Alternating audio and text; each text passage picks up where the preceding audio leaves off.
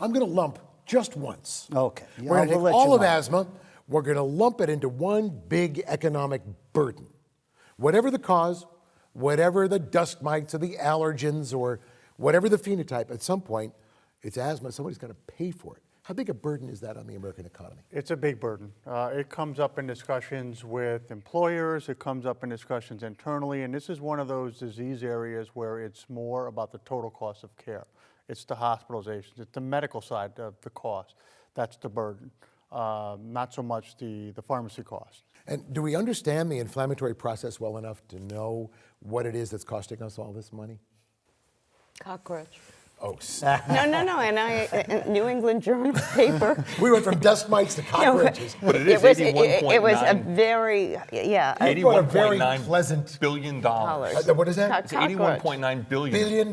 That's what they stated last year. And what's intriguing is that's including healthcare costs, pharmacy benefits, and absenteeism as well as death. But what's interesting is presenteeism, Don, one of your interests, has never been calculated. So it's mind-boggling how expensive asthma really is. And then we don't calculate, we're looking at asthma as just the airway disease. It really is because allergic precipitators and the Th2 allergic response is responsible, especially for most of the severe asthma, well over 50%.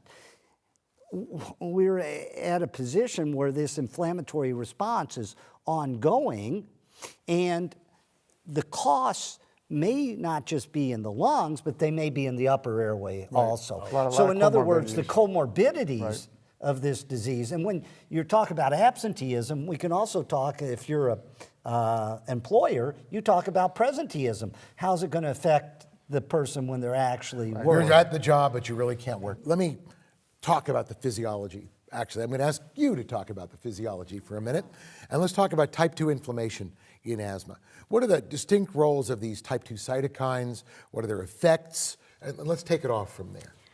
Boy, once you start tackling the immune system, it could get very complicated, but That's why let's keep you're it here. simple. We generally think of two T cells, T lymphocytes. There's the Th1, and we lump them in with autoimmune diseases. And then we have Th2, which is the allergic pathway. That involves a number of cytokines like IL-4, IL-13, and ultimately the production of IgE, which is the immunoglobulin that causes an allergic reaction. So that's a very simplistic splitting up of the inflammatory. But there are phenotypes, right? There's the high Th2 and the low Th2 phenotypes. What's the difference? Is there a difference? I haven't really heard of that grouping no, I mean, per se. Well, T2 high and T2 low. So yeah, T2 T2 high low would be what we think classically of an asthmatic, an eosinophil upregulated phenomena, IL-4, IL-13, IL-5, and IgE. And then T2 low would be either people that are paucicellular, so if you work by Sally Wenzel's, having no inflammatory or a dearth of inflammatory cells when doing bronchoalveolar lavage, or a neutrophil upregulation. So it's a great way to stratify, and when we think about the rest of our conversation today, most of our therapy is directed towards T2 high. So one of the biggest problems we have is what do we do with these poor people that are T2 low? And T2 low may be associated with other cytokines, interleukin 17, the others, interleukin 6. So there are other cytokines that may be, but we haven't been as good about developing monoclonal antibodies to interrupt those pathways.